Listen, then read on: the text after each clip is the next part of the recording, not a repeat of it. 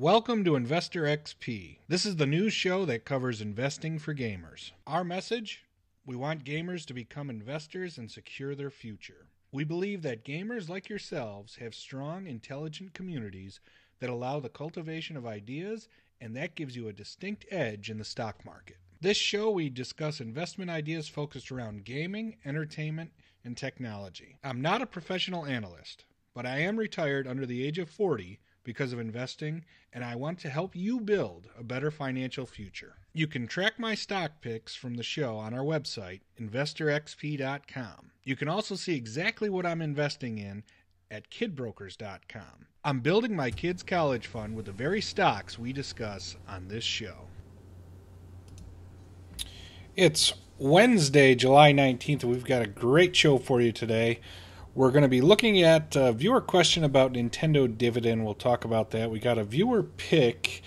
AAOI is the stock symbol. Looking at IBM, Nintendo's new online app is finally launched, and there's a new Dead movie coming out. So each of those stories is going to have a recap video posted today at YouTube, and that's what we got coming up live. So let's go ahead and jump right in.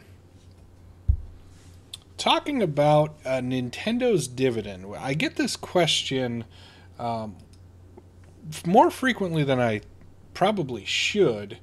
Talking about Nintendo here, there's some question of whether the ADR NTDOY is the stock symbol. That's the U.S. equivalent if you want to buy Nintendo stock in the U.S. dollars.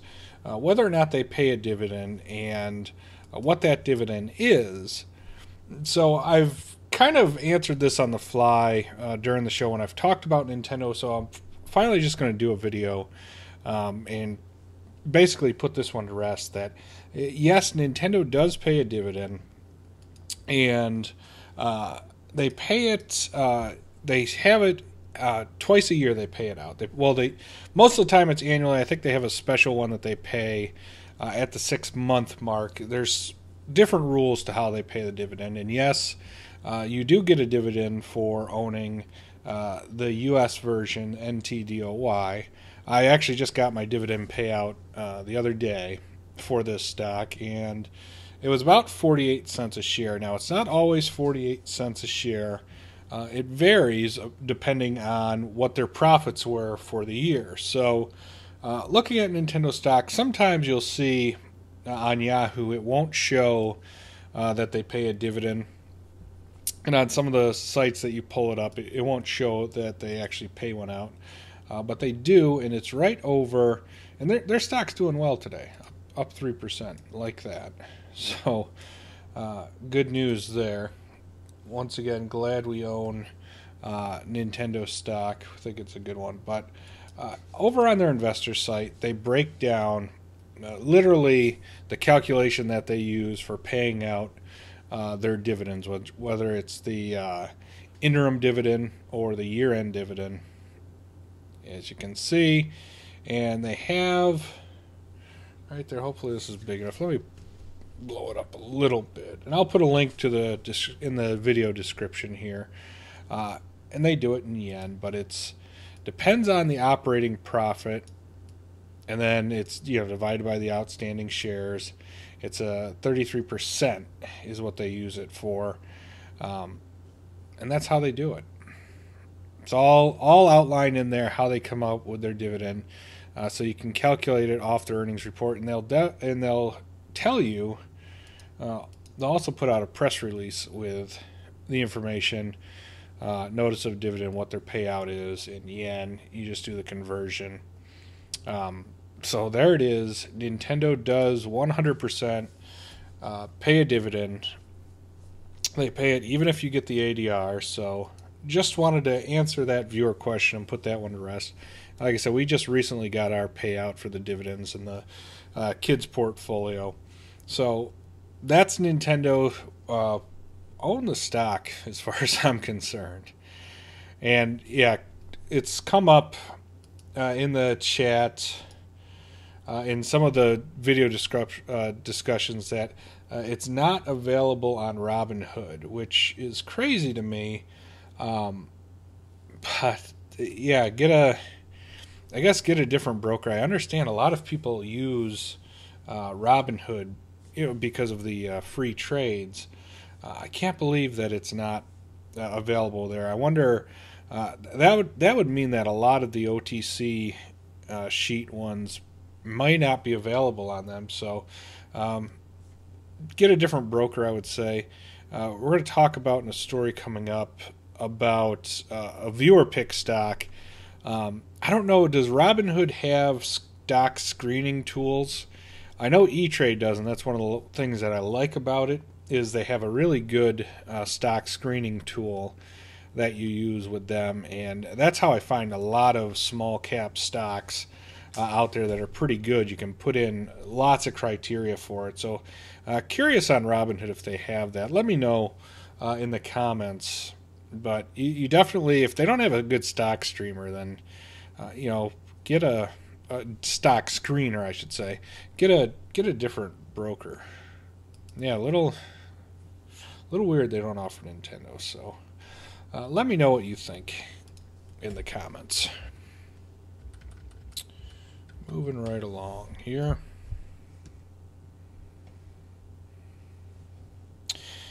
Good free stock screening sites. Yahoo. I think Yahoo, you can search some criteria. Google has one. Yeah, Google. I've been using Google Finance. It sucks. Yeah. The Motley Fool may have some. Trying to think of other ones. I've used E-Trade for so long, and I pop in Yahoo. I just use for the quick and dirty stats, just to kind of flip through and see them real quick if I want, so I don't have to log into the E-Trade account. But if I want to look and search, do an in-depth search, I use E-Trades. They have a really good stock screener and ETF screener that they have. That's you can put in almost any criteria they put, and you can have ones that are comparable in the industry and stuff like that. So that's what I use. So I don't know of some of the other ones. Once upon a time, I messed around with Google a little bit. Like I'll track for the show. I track the some of the picks and stuff that we have on Google's for an easy one, but I don't know. Can't help you there. Sorry. So let's move on to our. I'm going to add this one to our viewer pick stock. I liked it so much. Applied Optoelectronics. It was floated my way yesterday, and last night I was reading up on it. So one of the good things about doing the show is I don't have to do the stock screener anymore. I can just check out what the viewer picks are and look at those and kind of go out. So I don't have to do the deep piling through on the stock screener to see what's a good one. But this one, let me tell you, this is definitely, I'm going to track this as a viewer pick stock. I liked this one. I liked what I saw. Let me pull up the article here. We'll start with Yahoo. It's a small cap stock, barely small cap. Small cap, I believe, is under 2 billion. Just under 2 billion market cap size. And what they do is basically, they do a lot of the components for data structure. For data centers, a lot of the fiber optics components and things like that. We'll go to their site to check it out. So it's an interesting play if you want to get in on data centers or rebuilding of the infrastructure that's been talked about a lot. They're up a good amount today, but let's see here. Statistic wise, they had some pretty sound things going for them. 16 times forward earnings is under the average for the S&P, so fairly cheap there comparably. missed the boat slightly on this one. Big pop. They're up 683% year to date. So if you had bought it earlier in the year, this one's had a heck of a run. I'll pull up the chart here in a second here. So it's had a run, so might be looking at a pullback to try and get in, but it just keeps going up for the year. Let's see, good positive returns. Cash, $60 million, but only $28 million in debt. So they don't have a ton of cash, but they don't have a lot of debt either. And free cash flow is $10 million. Viewing over in the chats, it was Fiction that had it for 2 weeks. It's been going up. Yeah, I see that it's a good one here. Looking at it, let's see. Look at the chart here. I mean, this bad boy is skyrocketed, as you can see. We're talking over the last year, it's gone from 14 to 93. Even in the last 5 years, we're talking 8, 13. Max, yeah, it looks like 2013 is when it came out. So it's gone from 10 to $90. So it has had one heck of a run, as you can see from the charts here, and I don't think that it's over. Now, this is a nice one that will fly under the radar. Let me pull up the investor relations.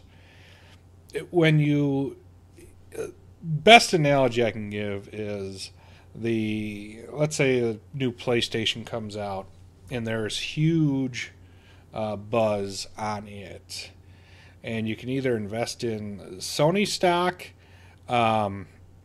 or a new Nintendo or whatever. You can invest in the company itself, or you can break that apart and look at the components of what goes into it. And you can buy those suppliers and those things. And this is a perfect company that's dealing in fiber optics and supplying data centers and things like that. So it's investing in the guts, who's supplying them. So those can sometimes fly under the radar, and they're great pickups. Now, let's look at I'll put a link to the investor relations so you can check it out. But looking at their investors presentation, this was for the first quarter, you get an idea of what it is that they do. Not terribly excited about their video stuff, but it's a segment that they have. I'm looking at their data centers, the telecommunications are the big ones that I'm looking at, the divisions that they operate in. But this is what they got. It's chips, it's fiber optic cables, it's switches, all sorts of things like that they do. And they're going to be installing these guts, and as this rolls out, they're just going to keep growing. So this talks about the data centers and how they're going to transfer them over. CATV broadband market opportunity. I don't know about that. But yeah, it's a lot of info in here. A lot of growth. You got to look at this growth globally too. They are a global company. As we revamp our infrastructure here, they can continue to grow worldwide. So it's tons of good things here. And they did, looking in the comments, that they announced they expect to beat earnings this quarter. Yeah, I saw that article out there. So this one I'm definitely going to track as a viewer pick. It's one of those ones that's very tempting, even though it doesn't pay a dividend, to get in on. Head over to the chat here real quick. Nervous about the $100 mark. Yeah, that is a real thing for new investors. When you hit certain numbers, you go up against a ceiling. Activision was doing it for a while, at the $60 mark. It's you hit these averages and these ceilings, and it kind of sticks there.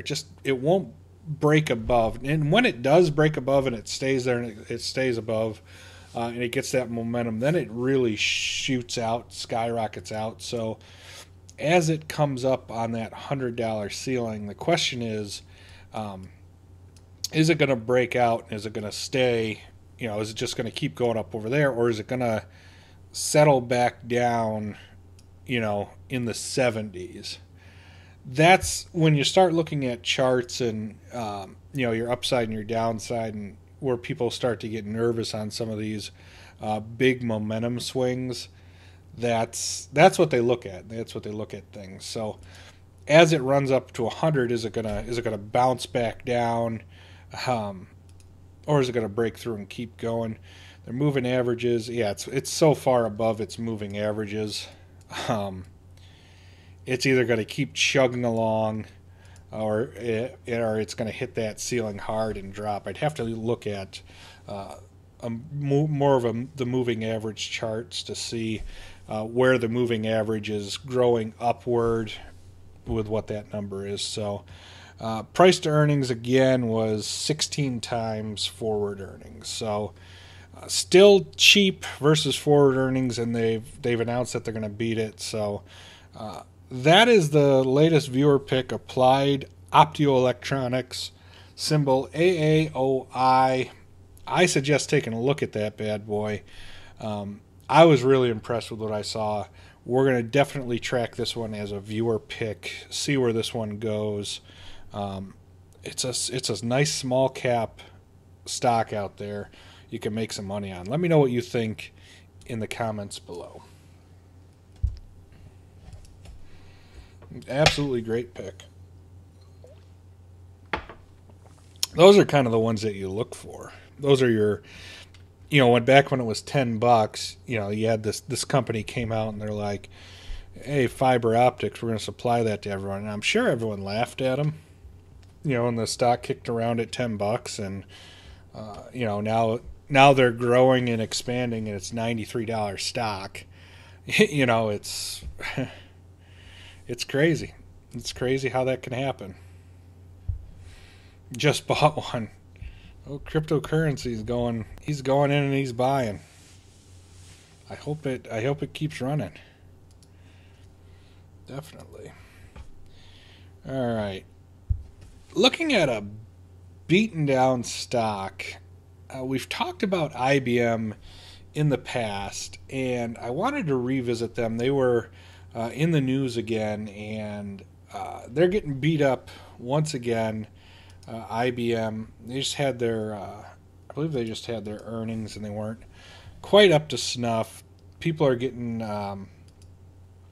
people are getting a little tired of the turnaround story. They want them to turn around and be done with it and start growing. It is not happening as quickly. So let's take a look at this. I'll post this story in the comments below. The disappointing quarter results, and it's unclear when IBM's turnaround is going to happen. They still pay a 4% dividend yield, but they're still dropping off. Their business isn't in line of where it needs to be. Let's take a look at IBM here. And I'm starting to look at IBM a little bit closer now. They were down yesterday. They're down another 4% today. They got beat up when Warren Buffett basically said it. He's moving away from them and more into Apple. You can see the big drop off after earnings. I always do that with the red. Use the red. Let's use the green here. Big drop off a cliff, and they've been like sliding downward for 5 years here. They're down about $40-50 a share-ish over the last 5 years. So again, it's when's the turnaround going to happen? Now, this whole time they've paid a pretty good dividend per share. Statistic-wise, year-over-year growth isn't that great. 10 times forward earnings. And if they keep going downward with what their earnings is going to be, that's going to go down as well. But anyhow, 10 times forward earnings, decent margins, year-over-year growth isn't there. Like I said, they're sliding down. Cash, 10 billion in cash, 42 billion in debt, 8 billion leverage-free cash flow. So they got cash out the wazoo for their dividend and to stay alive as they transform. Now, here's the thing with IBM. I think this could be a sleeper gaming play as they try and find out what to do with Watson. And I'd like to point out that Watson helped H&R Block. I didn't pull the story up here, but H&R Block partnered with them. They used Watson, and H&R Block had fantastic results from that. So, but Watson, we've done stories in the past where IBM says, use our stuff for your video games to help you develop them and things. Ubisoft is using them to power up Star Trek Bridge Crew. And IBM is slowly floating out there as they try and find people to use and monetize Watson and some of their services. They are making a gaming push out there. If I can load up this article. And they have lots of solutions out there for different game developers, and they've got where Electronic Arts has used them and things like that. So they've got real world uses that they have out there, and they're starting to shop this around to use their data centers, to use their cloud computing, and to use their AI and build it into your games. So I think that's a smart move, as the gaming industry is a booming industry that's growing billions of dollars. I think this is a good use for it. We're going to look a lot closer at IBM. The question is, where are they going to stop sliding? And that's the question that everyone has. But, I mean, you're talking 10 times earnings for nearly a 4% dividend on a company with a lot of cash. I think the turnaround's going to be there at some point. Have to look at it a little closer. Look at some of the case studies that they have for people using this. Some people say that it's a joke. They trash Watson, but if you look at who those people are, it's people that have stakes in Twitter and Amazon and stuff like that. So they're basically bashing a competitor, which what do you expect them to do? So it's an intriguing one. Over at the chat there, not in on IBM, just need to drop more. Yeah, it's definitely with this slide that it has. It's time to start taking a look at IBM. I think. Let's see where it settles out, and I might add this to my shopping list to keep watching it, see where it goes, and like I said, I'm particularly interested in how they're using Watson with different business, and if they could attach that with some good success, good development tools in video games, and you have Watson driving the AI in some of these games that are out there, I think that would be great. So now we're liking IBM a little bit more as its valuation, it's going down. Could be a buying opportunity in the near future, I think. So we'll see. Over in the chat room. Guy backtrack on his Cavs the next day. Yeah, we'll see. I'm definitely saying IBM is an interesting one to check out and see where it goes. Let me know what you think in the comments below. We'll move on. Getting a little long-winded here. rifle off these last couple of stories. Nintendo Switch Online service is now out. You can download it. Uh, Obviously, we're big fans of Nintendo stock on the show, and so we cover them and a lot of news that they have now. This is an interesting take on the Nintendo Switch on how they are going to do voice chat for games. It's basically going to be through your phone, and a lot of people have complained about this that they don't have it built in. But if you're playing the Nintendo Switch on the go, and then you're using your phone as the hotspot, you got your phone anyways. Everyone else has their phone on you, so I think it's interesting that the voice chat is going through your phone on an app.